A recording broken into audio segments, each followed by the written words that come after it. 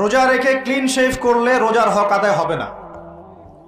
রোজা রেখে কেউ যদি সুদ খায় রোজার হক আদায় হবে না। রোজা রেখে কেউ যদি মাপে কম দেয় তার রোজা হবে না। রোজা রেখে কেউ যদি মিথ্যা কথা বলে তার রোজা ভেঙে যাবে। রোজা রেখে কেউ যদি গীবত করে রোজা হবে না। রোজা রেখে কেউ যদি বেনামাজি থাকে রোজা হবে না। রোজা রেখে যদি মানুষের উপর জুলুম করে কাউকে ঠকায় তার রোজা হবে না। রোজা রেখে আমানতের খেয়ানত করলে রোজা হবে না। রোজা রেখে মেয়ের সাথে কথা বললে রোজা হবে না। যে হালাল স্ত্রী আমি ছেড়ে দিলাম সেই রোজা রেখে আমি হারাম ভাবে কোনো মেয়ের সাথে কথা বলতে পারি? অ্যাফেয়ার করতে পারে? কফি শপে বসতে পারে? বাইকে ঘুরতে পারে? জিনা করতে পারে?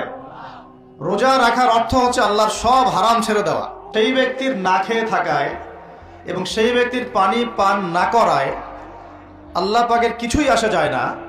যে ব্যক্তি রোজা রেখে মিথ্যা বলা ছাড়তে পারে নাই, অশ্লীলতা ছাড়তে পারে নাই, হারাম ছাড়তে পারে নাই, সেই ব্যক্তির না খেয়ে থাকায়, সেই ব্যক্তির পানি পান না করায়, সেই ব্যক্তি যে স্ত্রী সহবাস করলো না, এগুলোতে আল্লাহ পাকের কিছুই যায় আসে না। যে ব্যক্তি রোজা রেখে মিথ্যা বলল, অশ্লীলতা প্রদর্শন করলো, অথবা গীবত করলো, অথবা আল্লাহ পাকের কাবায়ের ফাওয়াহিশে লিপ্ত হলো,